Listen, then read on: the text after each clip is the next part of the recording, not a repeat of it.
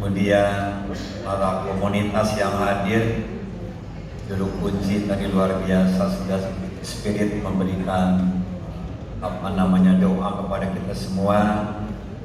Hadirin yang berbahagia, sebuah pantun menjawab dua pantun yang terdahulu. Penari jaipong memakai kebaya, tampil cantik di acara pesta, keelokan pesona pariwisata dan budaya, pakaulan dua raharja manjang tarita. Ibu-ibu, bapak-bapak hadirin yang berbahagia, rancang bangun pariwisata dan budaya di Kabupaten Majalengka kami awali dengan sebuah sodoran konsep dari Saudara Kepala Dinas Pariwisata Budaya saat itu, Saudara Lilis Yuliasi, yang memberikan sebuah deskripsi kepada saya, ingin membangun pariwisata budaya yang ramah keluarga dan pariwisata budaya alam. Kemudian saat itu kami membuat peraturan bupatinya, dibuatlah peraturan bupati. Kemudian kita berkolaborasi dengan Lembaga Pengabdian Universitas Islam Negeri Bandung untuk memastikan konsep pariwisata budaya halal yang bagaimana supaya jelas arah dan peragaannya. Kemudian konsep pariwisata budaya yang ramah keluarga itu yang bagaimana. Oleh karena itu pada awal saya melatih Saudara Lilis, saya dibawa bersama teman-teman, kalau tidak salah Kadis PUTR, Asda 3, LH, staf ahli, Paknas, Kementerian Agama, mengunjungi beberapa titik objek wisata. Saat itu, kalau tidak salah ada 8 titik yang diperlihatkan kepada saya. Nah, dia bilang bahwa ini adalah objek yang sangat menarik. Memang betul tadi bahwa Allah Subhanahu wa Ta'ala menciptakan Majalengka dalam keadaan indah dan tersenyum.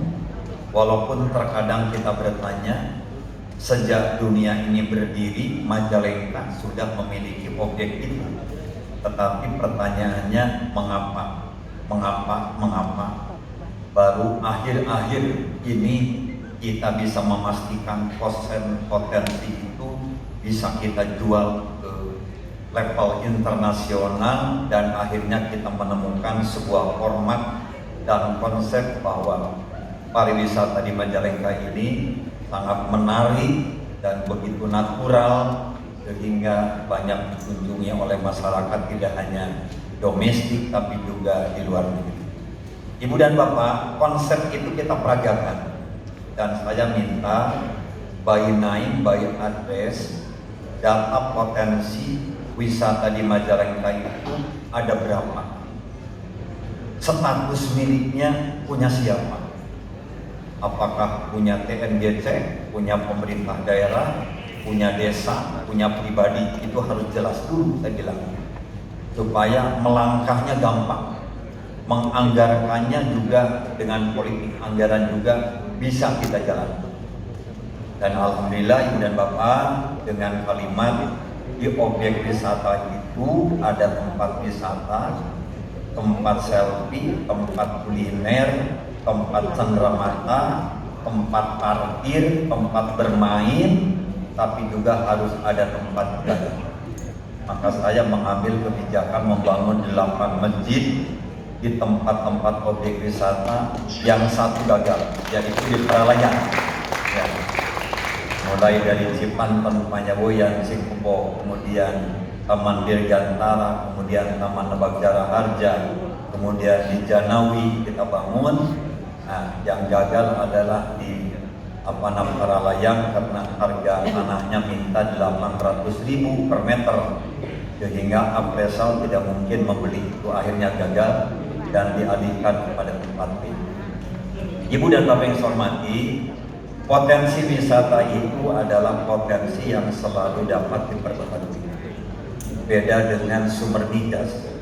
Migas itu ketika habis kontraknya tidak bisa diperbaharui. Yang ada adalah reklamasi. Kalau wisata terus bisa diperbaharui. Dan dari sebuah objek wisata kita akan memperoleh devisa yang luar biasa. Ya tentu dari tiket, dari parkir, dari kuliner, dari cenderamata, dari lain-lain sebagainya. Oleh karena itu perhatian saat itu saya dengan Wakil Bupati, bagaimana kalau kita arahkan dulu beberapa anggaran untuk membangun objek wisata dan memetakan ruang publik di Kabupaten Majalengka. Alhamdulillah, walaupun dengan tekanan pandemi, saudara-saudara, kita bisa membangun ruang publik yang kombinasinya itu ada tempat wisata, ada air mancur, ada taman, ada untuk olahraga, ada kuliner, ada juga untuk anak-anak muda, ada untuk diskusi, ada ruang baca, ada juga tempat ibadah. Lengkaplah semua itu, dan tentu saja kita memprediksi indeks kebahagiaan rakyat Majalengka bisa meningkat karena kita bangun ruang publik. Sebagai komitmen politik saya dengan Pak Wakil Bupati bantu Pak Sekda, bagaimana kita menjawab tuntutan bahwa pemerintah daerah punya political will, punya kepentingan anggaran kepada pariwisata. Pertama kita bangun dulu gedung pariwisata supaya layak huni, layak pandang, dan pantas kalau Majalengka itu memang kota pariwisata. Yang keduanya kita juga bangun TIC ya, sebagai pusat center, kita juga bangun gedung kreatif center. Jadi sengaja dipaketkan ini, tidak dipisahkan, ya gedung layanan, perkantoran, TIC, kemudian gedung kreatif. Nah, yang saya ingin minta sekarang Ibu dan Bapak, fasilitas itu belum maksimal kita manfaatkan.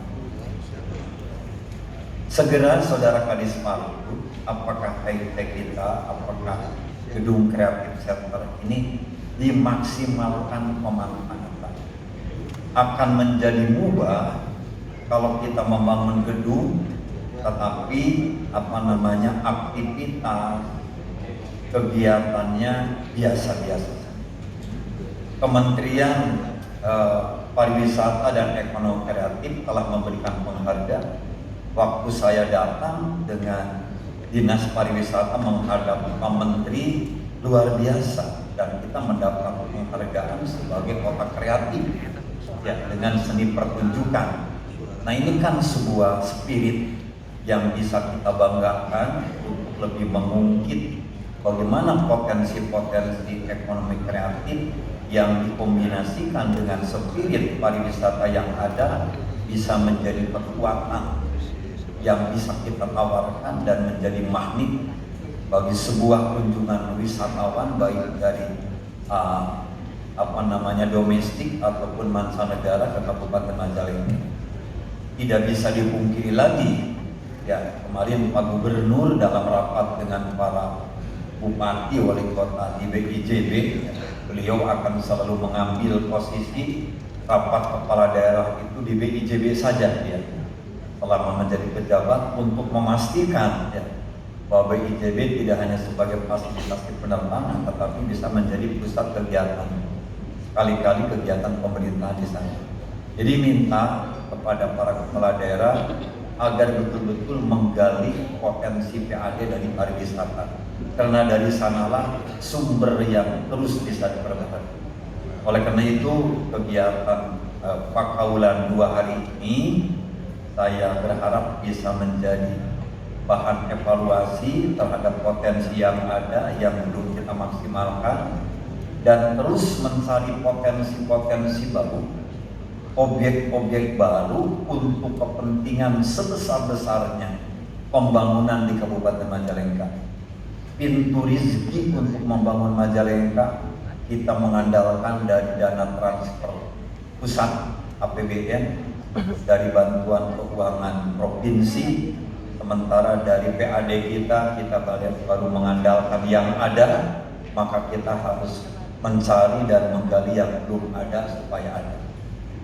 Nah ini, dengan diharapkan Saudara Kadis Parbud terus berkolaborasi, ya lakukan kajian-kajian untuk mencari bentuk inovasi, kemudian lakukan juga studi benchmark pada daerah lain yang sudah mumpuni dan memadai bagaimana mengelola pariwisata yang sangat luar biasa. Yang kedua, terhadap budaya Ibu dan Bapak, saya pun minta saat memang kita terjebak saat itu yang dimunculkan seni itu adalah seni yang sangat instan. Di mana-mana organ tunggal, di pendopo organ tunggal, di mana-mana organ tunggal. Coba kita gali potensi seni budaya yang tradisional yang ketika kita tampilkan rakyat baru mengatakan, oh iya bagus juga ya, kan begitu ceritanya.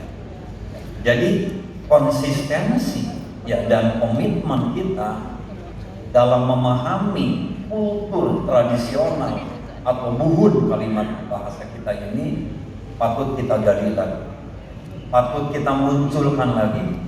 Walaupun kita prihatin Pak Wagub Asekda terkadang terjadi generation gap, ya. Seni yang dibangun oleh orang tuanya tidak bisa diturunkan kepada anak. Artinya generation gap ini harus kita hindari.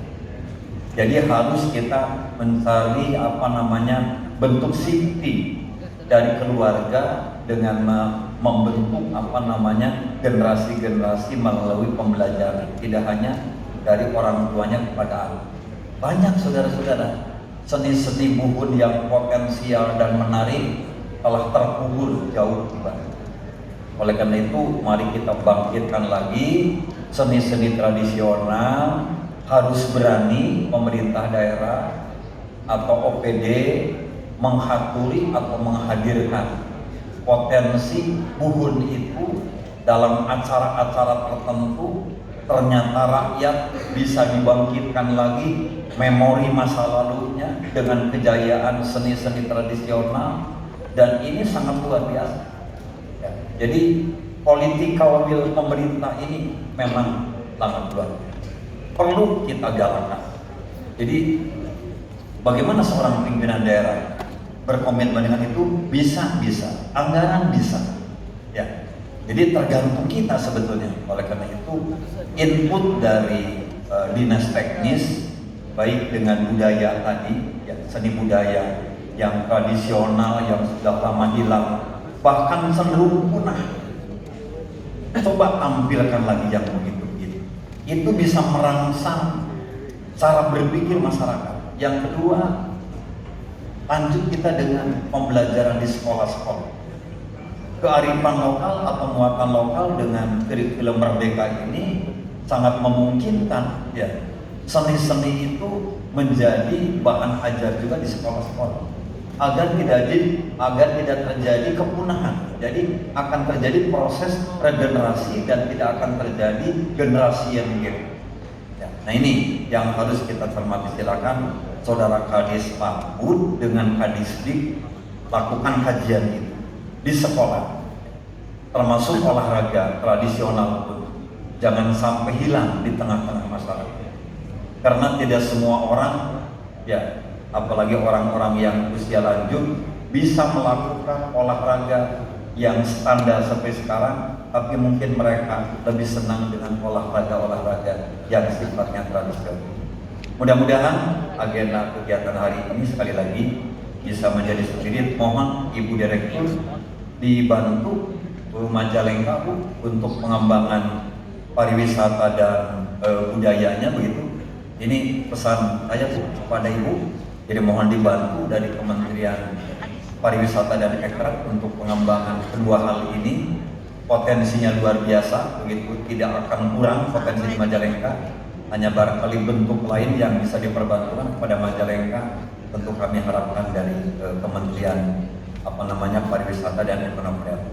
Saya kira itu yang dapat saya sampaikan. Terima kasih. Assalamualaikum warahmatullahi wabarakatuh. Waalaikumsalam. Mohon izin Bapak untuk tetap di tempat karena pada kesempatan yang berbahagia